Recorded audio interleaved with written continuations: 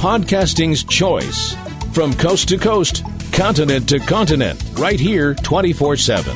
PNR.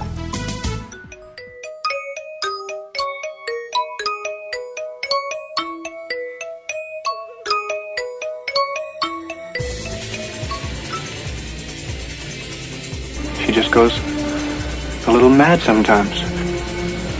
Do you ever feel like you're normal and the rest of the world has lost its collective mind? Put your helmet on. We'll be reaching speeds of 3.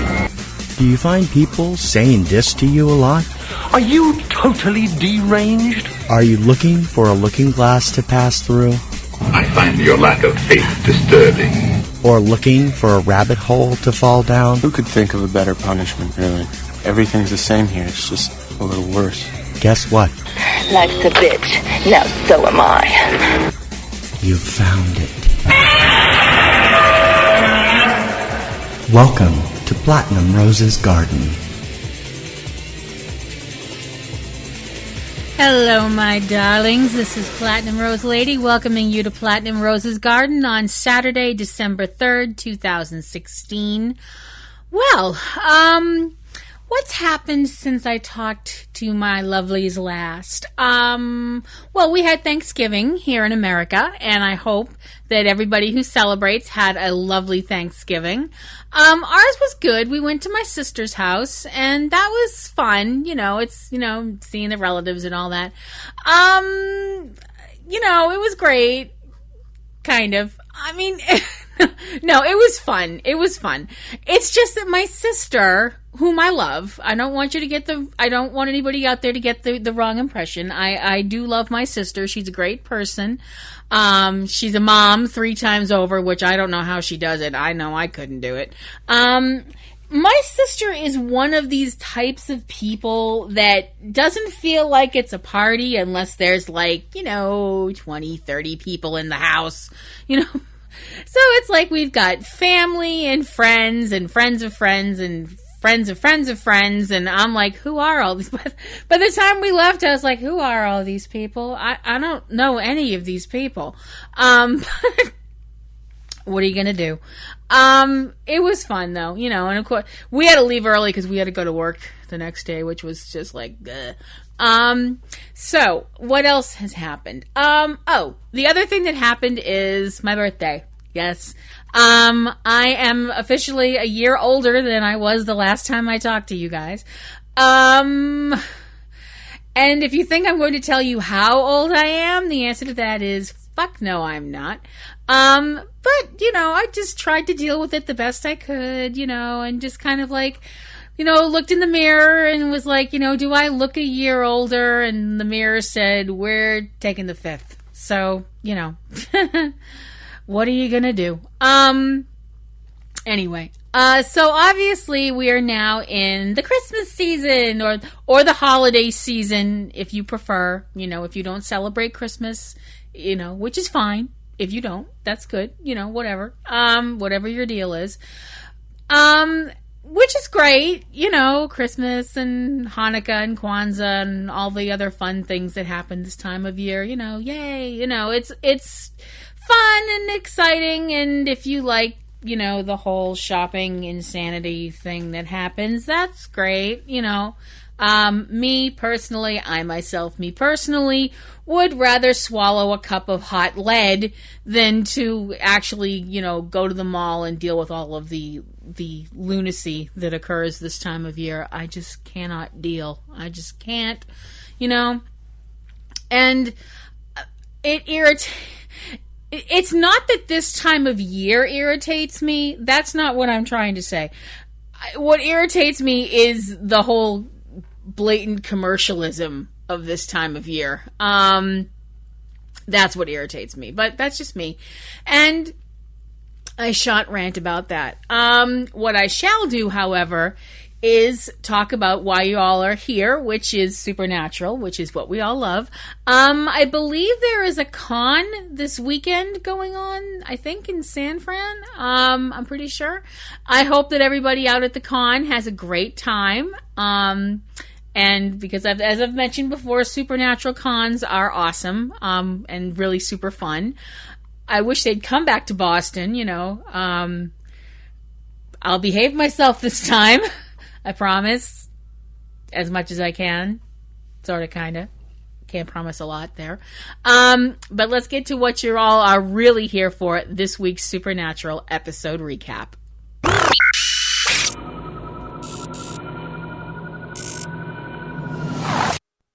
Carry on, my wayward son. There'll be peace when you are done. Lay your weary head to rest. Don't you cry no more. Season 12, Episode 7 of Supernatural, Rock Never Dies. The then of this episode, I missed a little of it. My recording skipped a little bit. But it is dealing with the whole Vince Vincente storyline. The fact that Vince was this rocker who wound up saying yes to Lucifer because Lucifer needed a new vessel.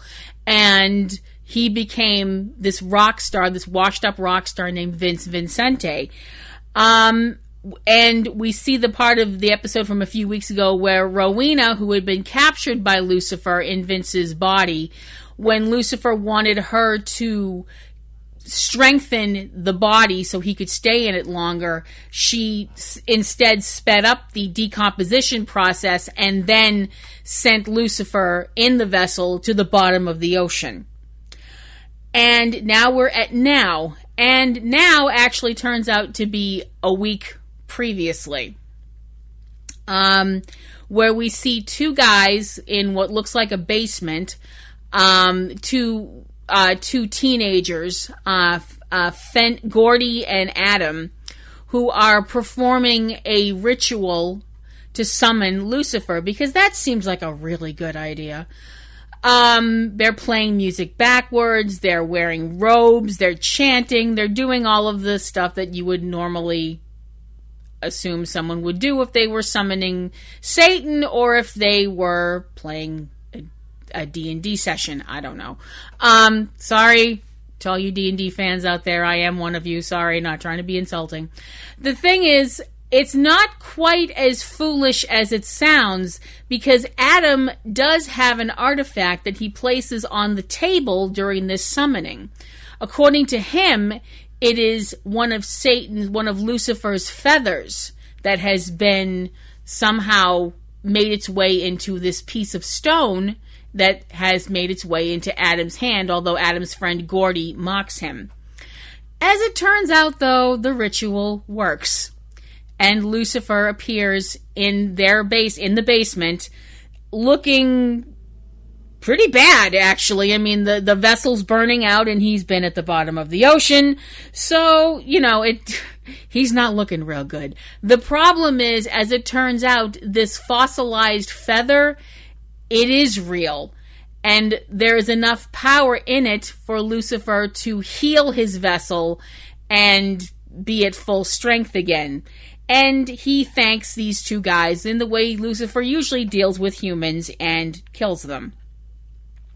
We cut to the opening credits, and then we cut to the Bat Cave in Lebanon, Kansas. Dean's sitting there on his phone playing Words with Friends. As it turns out, he's playing against his mom. And she's kicking his ass. Sam walks in. He's a little irked with Dean because Sam's been trying to find out stuff on the British Men of Letters, trying to find them a case, and Dean's been playing Words with Friends with his mom. As they're kind of jabbing back and forth at each other, Dean winds up getting a call from Cass, which is probably going to start the whole, do you spell Cass with two S's or one thing? Because on Dean's phone, it's two S's. I didn't understand that at all. Everybody knows Cass is just C-A-S, and that's it. As Cass is calling Dean, Sam's phone starts lighting up with... Sam's obviously got his phone hooked up so that when any article online comes up with Vince Vincente's name in it, his phone will ping. Sam's phone will make a noise.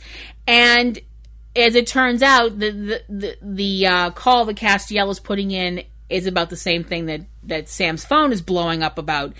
Vince Vincente has resurfaced and is saying that he is putting together his old band, Lady Heart. He's looking very healthy on TV, and the band, as it turns out, is in LA, and Crowley, who has been working with Castiel trying to find Vince and all that, or trying to find a way to destroy Lucifer, even the whole Rowena sending him to the bottom of the sea thing. Crowley says that he knows someone in LA that should be able to help them out. Dean and Sam are particularly crazy about having to go to LA, specifically Dean. We cut to Death Siren Records, lovely name, where it turns out that the guy that Crowley knows is a record, executive named Russell Lemons. Russell is apparently someone who's quite well known to Crowley. They have a business arrangement. Now, whether or not that means Crowley has this guy's soul, I actually doubt. It seems to me that this guy seems to be procuring souls for Crowley. So whether or not he's made a deal, I'm not entirely certain. As he finds out from talking with Russell, Crowley finds out that Vince had come to Russell with this whole new attitude and seeming to be revitalized and, like, as Crowley says, like a whole new man. So we see the Winchesters driving to California. I can't even imagine. Because we all know about Dean and flying. Yeah, that ain't happening. And as they're driving, Dean's ranting about having to go to California because he can't stand the idea. That's very obvious. Although he does mention the fact that they had been to California before, about 10 years previously. They had been to California to deal with a vengeful spirit case, which is right. That's actually season 2, episode 18, Hollywood Babylon. And as Dean is continuing to complain, Sam is completely tuning him out because he's listening to something on he's got his earbuds in, he's listening to something on his phone. When Dean tries to get him to say what he's listening to, Sam is kind of like, oh, it's history, it's really boring, you wouldn't be interested, da-da-da-da, and all this stuff like that. And then starts saying, that it's, when Dean starts bringing up, I like history, Sam's like, no, it's really boring stuff about Martin Luther and all that stuff, that stuff that would really probably bore Dean, at least Sam's hoping. Dean kind of buys it for about 5 seconds and then reaches over and pulls the jack out of the phone, and the music of Vince Vincente's band Lady Heart starts blaring through the car. Dean is completely disgusted, and Sam defends it, saying that it's not hair rock, that it's hard rock, and Dean is not having any of it. And Sam's like, you know what? I'm done apologizing. Lucifer possessed Vince Vincente. This is Vince Vincente's music, so listening to it is research. And then proceeds to turn it up. And somehow Dean does not manage to drive into a ditch as the music of Vince Vincente's band, Lady Heart, fills the car, sounding like the stuff that I listen to, because I am a hair metal band person from the late 80s, early 90s. I don't care. Don't fucking judge me. The whole thing about Lady Heart's reunion is blowing up on the internet, as Vince and his bandmates find out at the recording studio from the person that's been assigned as Vince's agent, this young woman. And there is also another woman in the studio with them, obviously groupie type chick, done up hair, slathered on makeup, very low cut outfit that she neglected to wear a bra with. Oopsie. Vince, as it turns out, tells the band, including his bandmate Tommy, the one person that he threw through the door back when he actually did possess Vince at the beginning of the season, who actually knows something is seriously not right but is not saying anything. Vince tells Tommy he doesn't really feel like recording, basically because, to be perfectly honest, he's too busy getting his ego stroked, and Tommy is getting seriously annoyed. Sam and Dean meet up with Cass in L.A., and also in the hotel where Vince and crew are staying, and also meet up with Crowley, who has the key to Vince's room, because he knows apparently a lot of people in L.A., including the person behind the desk, from the knowing smile he gives her and the kind of tee-hee blush on the girl behind the desk's face. So the Winchesters, Crowley and Castiel, make their way into the hotel room, which is your typical looking rock star hotel room, liquor bottles, pizza boxes, and panties all over the place, and goodness knows what kind of body fluids. Blech. I'd hate to see that room under a black light, I'm telling you. Sam notices that there is, on one of the desks, there's a ton of books, and it turns out that they're all rock bios. That it seems like Lucifer is studying what it takes and what it means to be a rock star, that he's really going totally method acting with this whole rock star role. They find the writer for the band for Vincent, which is the whole. For those of you who don't know what a writer is, as Crowley mentioned, the writer for the band is when a band is in town, they want to have this, and this in their hotel room. They want their music, their equipment set up a certain way. It's the whole no brown M&Ms thing that Van Halen had going, and Lucifer is obviously living this stuff up with his ridiculously picky-uni demands. But it's not all fun and games in here, because Castiel finds a human tooth in the bathroom that had been ripped out by the roots. The roots are still on the tooth. We see Vince in another room, or I don't know if it's in the same hotel or not. I have a feeling it's not. I think it's probably in the studio still. In a receiving room in the studio, where he is alone with the woman that we saw earlier, the groupie, whose name we find out is Rosaline. Rosaline is sitting with Vince on a couch, and as she's talking, she's got her hand up in front of her mouth with that almost kind of like coyly embarrassed look on her face. And I'm like, you're being coy because one of your teeth is gone, isn't it? When she pulls her hand away, I'm like, damn it, I hate when I'm right. So it turns out that Castiel's holding Rosalind's missing tooth, which, two guesses who took it out of her head. Blech.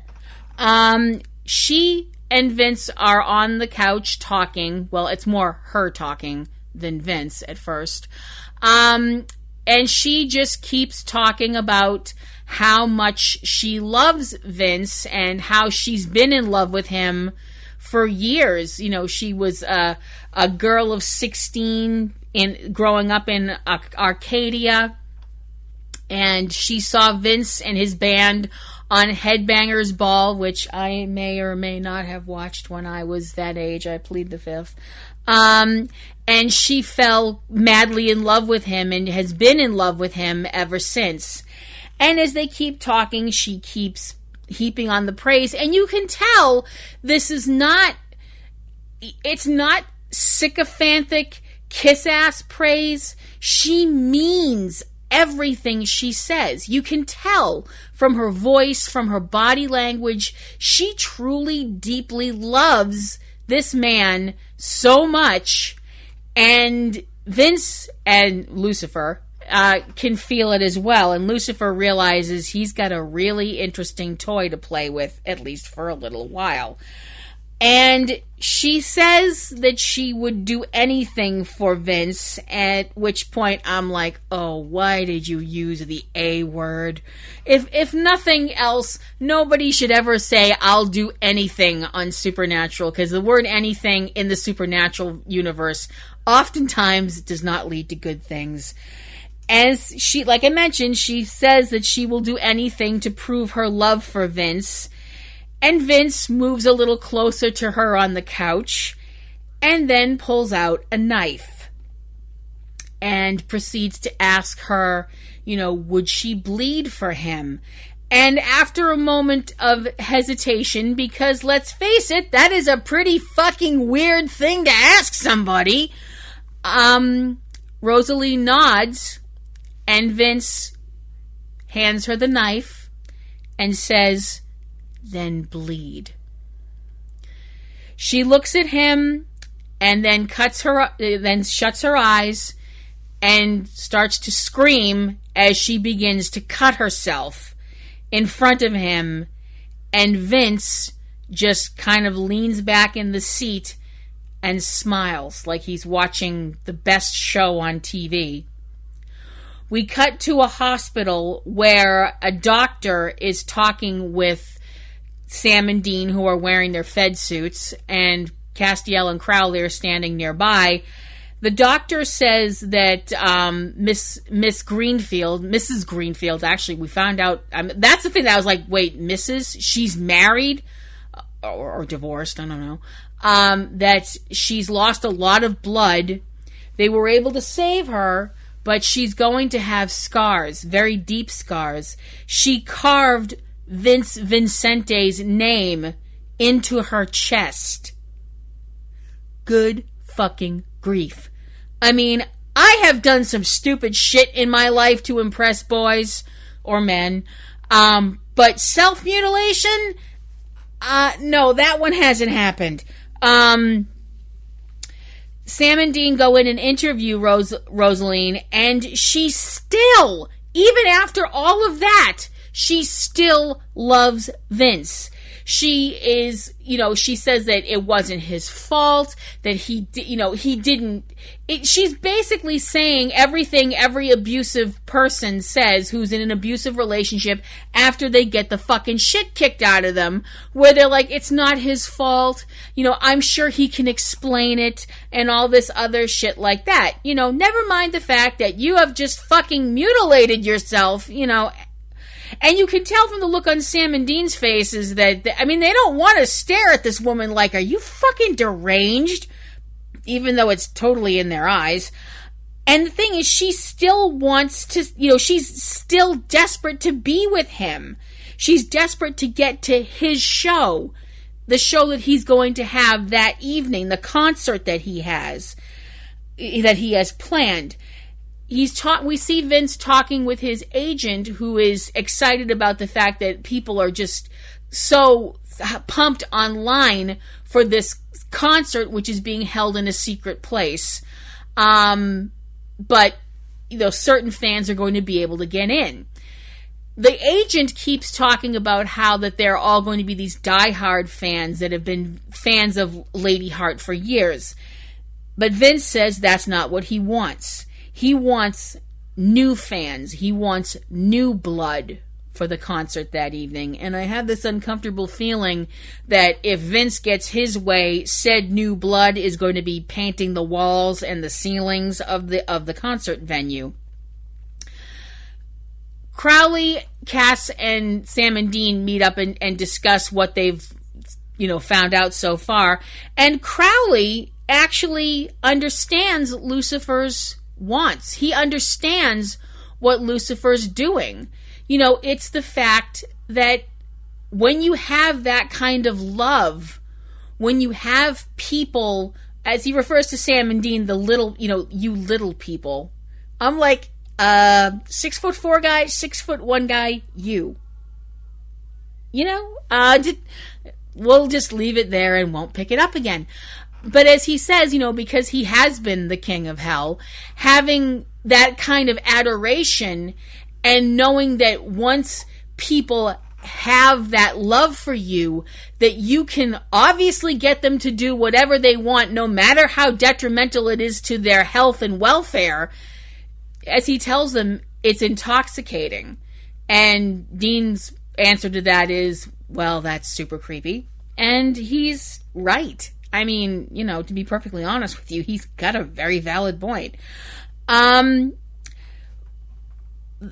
We find out that Russell does know where Vince is playing the show, the venue that the show is going to be at. And Crowley is not happy that Russell is being coy with him. Castiel winds up talking to Tommy, who still thinks he's Agent Beyonce.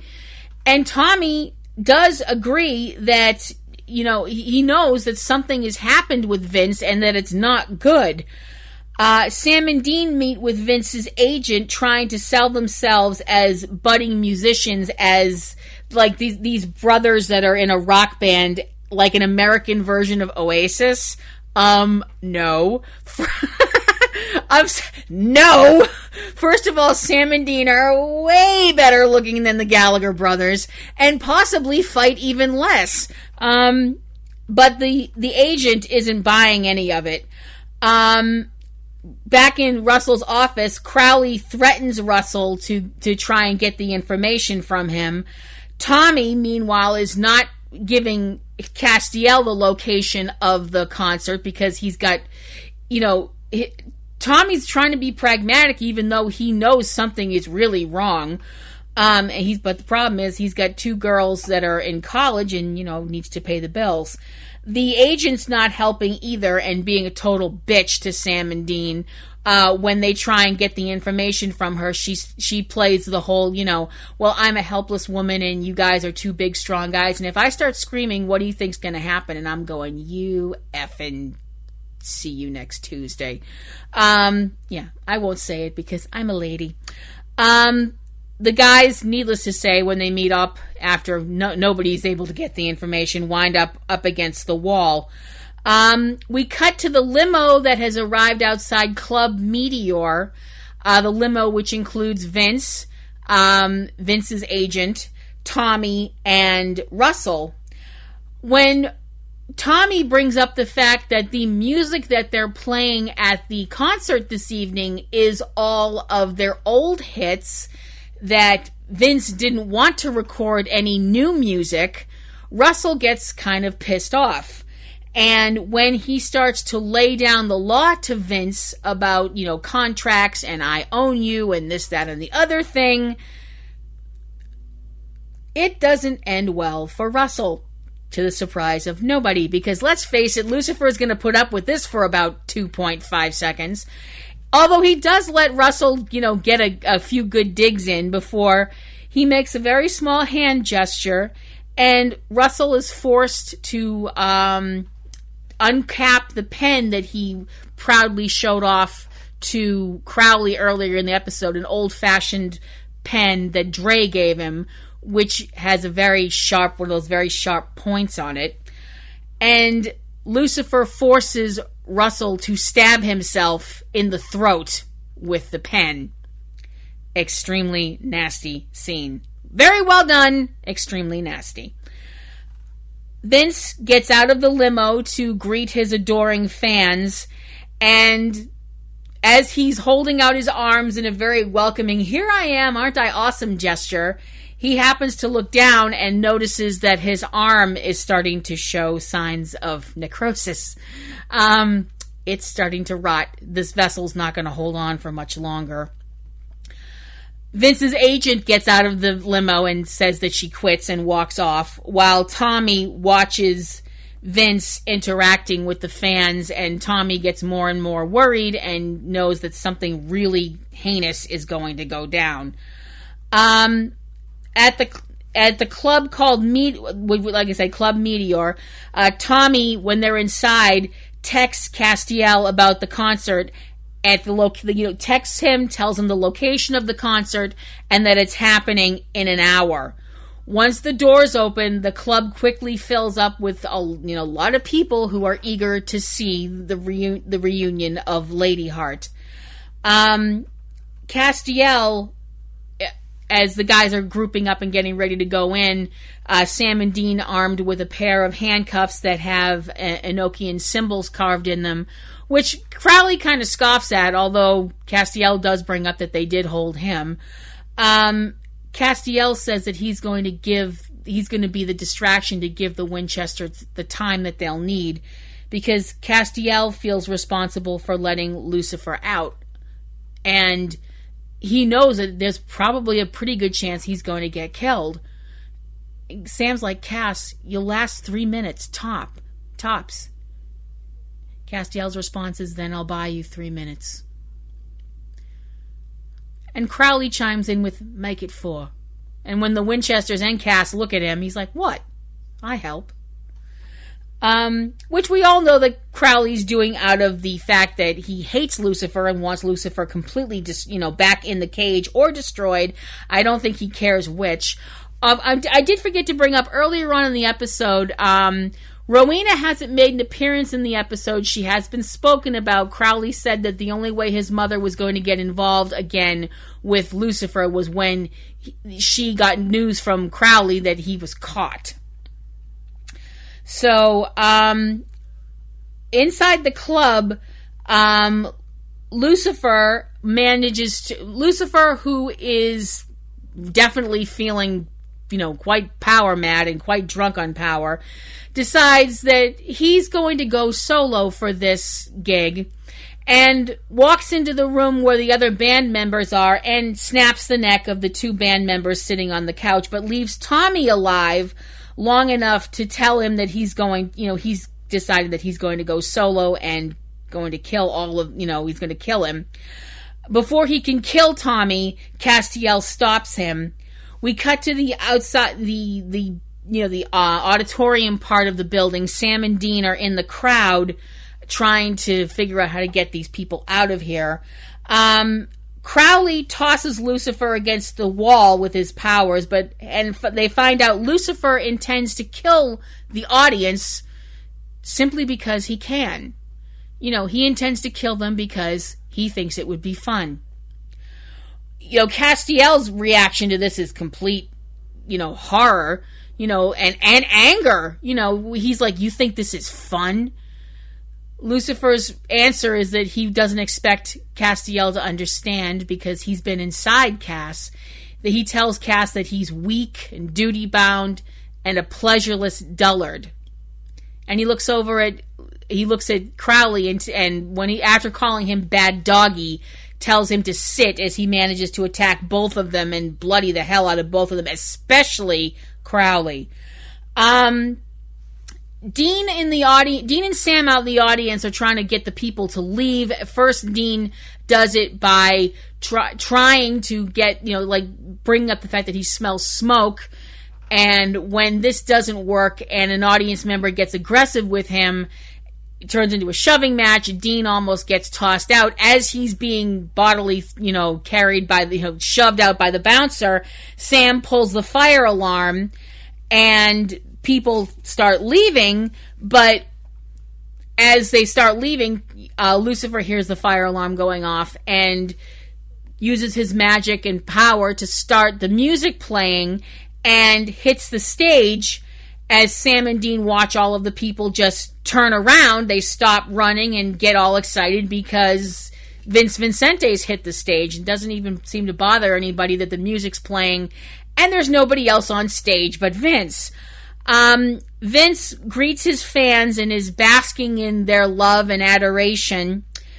And Dean decides that, after muttering screw it, decides to take the direct approach, as only Dean Winchester can, by taking out his gun and shooting it into the ceiling, which causes everybody to naturally panic and start running for the exits. And the thing is, as they start running, Lucifer, gets this angry look on his face and tries to shut the doors. Sam manages to get to the doors in time and holds them open. He's holding, got them open while people are running out underneath him. And you can tell this is causing him a lot of pain because Lucifer's pushing on shutting the doors and Sam's pushing, holding the doors open. And he manages to hold them open long enough to get everybody out because he's Sam motherfucking Winchester. That's fucking why. As everybody gets out, all of a sudden the doors, Sam just can't hold the doors any longer, and he kind of takes a step back and the doors slam shut. The only people in the auditorium now are Lucifer, the Winchesters, Castiel, and Crowley. Lucifer makes a remark to Sam, asking him if he is he enjoying the show. Castiel grabs a guitar and smashes Lucifer in the head with it. Lucifer falls back into a drum set, but manages to kick at Castiel and send him flying backwards. Dean grabs a hold of Lucifer's arm and snaps on one of the cuffs, but it doesn't hold Lucifer for long because he can't snap on the other one, and Lucifer grabs Dean, throws him off the stage, throws him to the ground.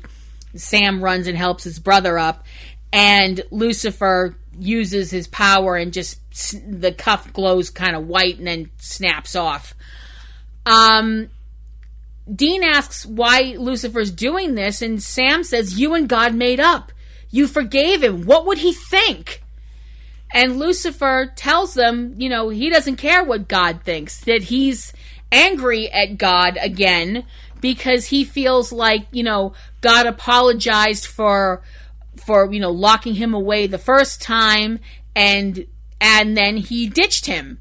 That God left and also left the Winchesters, that he went off and, left with the darkness with his sister Amara. Lucifer tells them that he feels like everything is meaningless, that, heaven, earth, hell, it's all meaningless. And he also tells them that he doesn't really have a plan. That what he's going to do is he's just going to keep destroying God's creations, and God's most precious creation is man. And that while he destroys them, he's going to make the Winchesters watch him do it. The thing is, as he's talking, Lucifer keeps burning out of Vince's body. His body keeps getting more and more decayed, which is something that the Winchesters both bring up to him. And Lucifer tells them in a very cryptic and unnerving statement where he says, "Onward and upward," he leaves Vince's body in a flash of light, and Vince's corpse falls to the ground and continues to rot. We cut to outside the club where the guys are regrouping with Castiel and Crowley, who, out of everybody, Crowley looks the absolute worst. I mean, everybody's banged up, but Crowley's really fucked up. Sam you can tell Sam's really upset.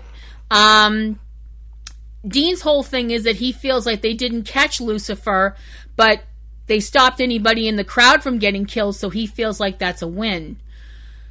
Sam says he doesn't feel like it's a win because Vincente wound up dying.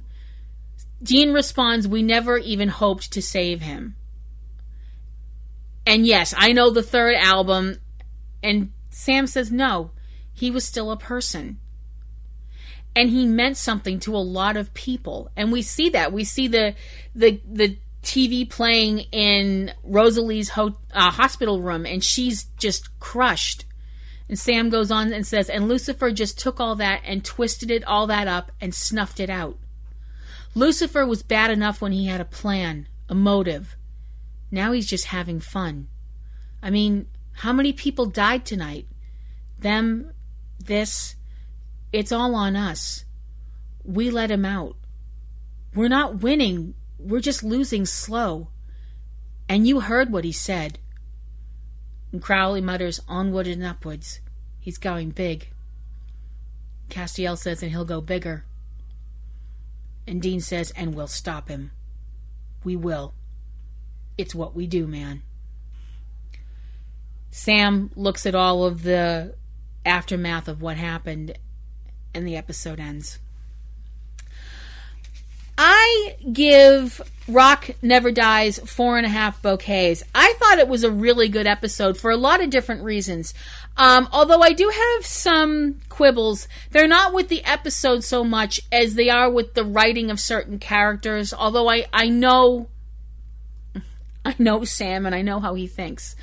Sam's whole thing about it's all on us, we let him out. No, honey, you didn't. You didn't let him out. Cass let him out. Sam had the opportunity to let Lucifer out, and he said no. Cass let Lucifer out. And I'm not sitting here playing blame games, and I'm not going to sit here and, encourage people to hate on Cass because he thought he was doing the right thing.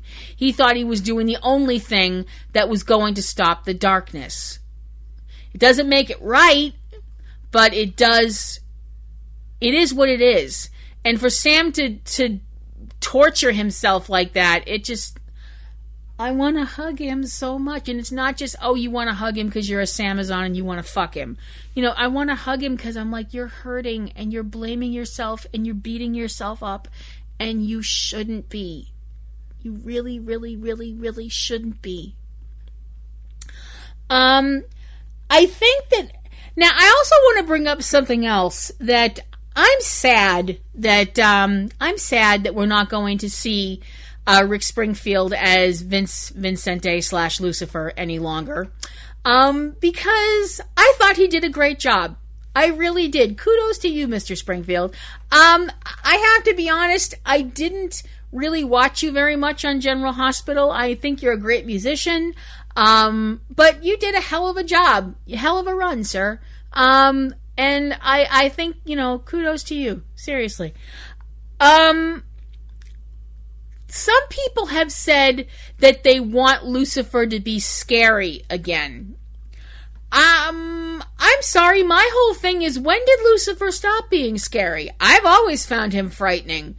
Simply because, and I know that this is going to be something that a lot of people aren't going to want to hear, simply because a lot of Supernatural fans, for whatever reason, they like Lucifer. They like, and I understand the fact that, Lucifer has been played by people like Mark Pellegrino and Jared Padalecki and Rick Springfield, handsome people that we all like as actors and people and stuff like that, and that's great. Lucifer is the enemy of all mankind. Lucifer hates humanity.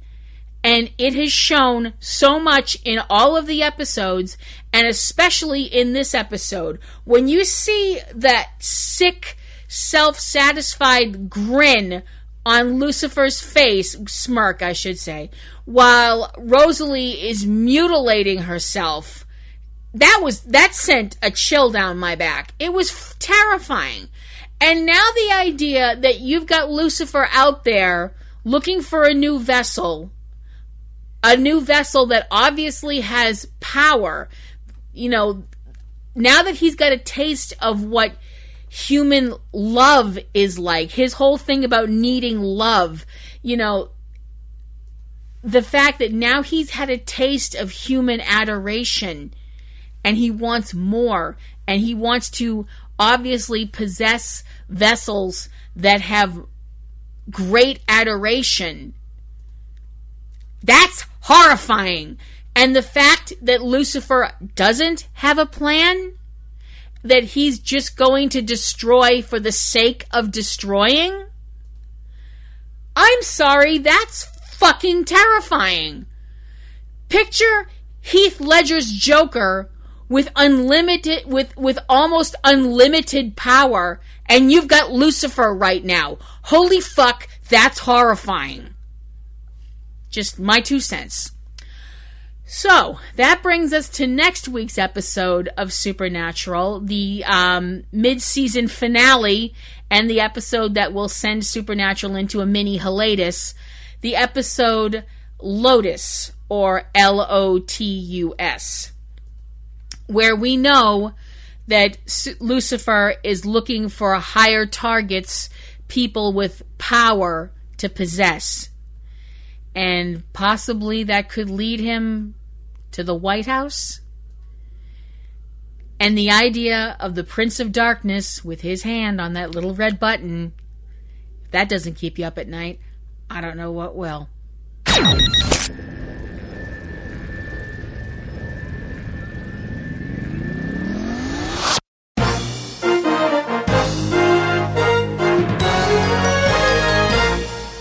Okay, before I go, awesome news. We interrupt this broadcast to bring you some incredible freaking awesome news.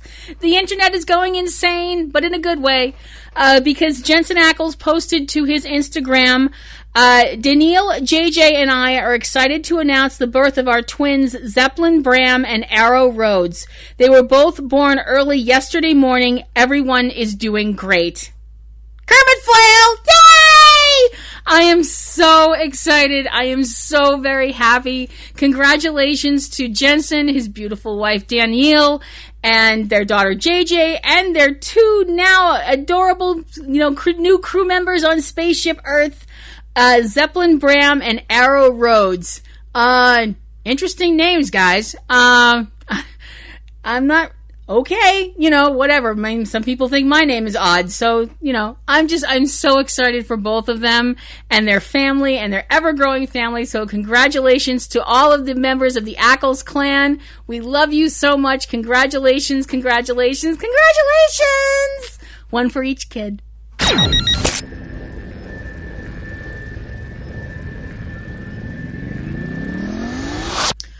Okay, that is going to do it for this week here on Platinum Rose's Garden, Cats and Kittens. I hope you enjoyed it. I hope that you will also check out our Patreon campaign, which is patreon.com/PNRNetworks. I hope you will check that out as well.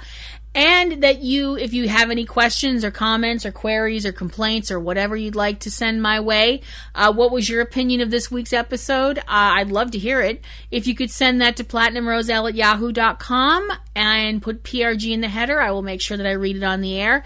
If you would like to follow me on Twitter, you may do so over at platinumroselle@twitter.com. I put up stuff all the time, most of which is just the ramblings that go on inside my brain.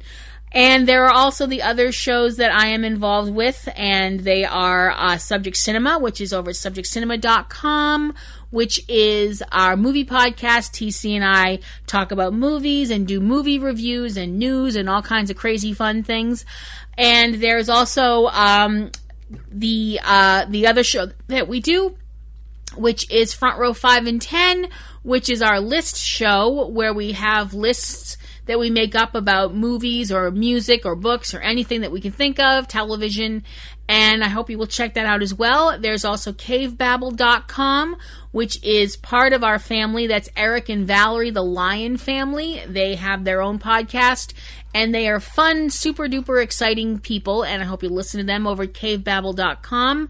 And I hope that everybody has a great week out there. It's getting chilly up here in the Northeast. I hope if you live up in the Northeast that you're bundled up warm or have somebody to bundle up with.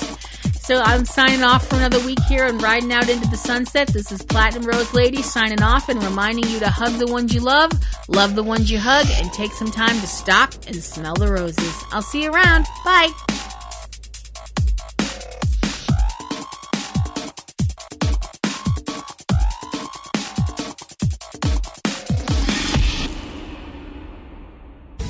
Podcasting's choice.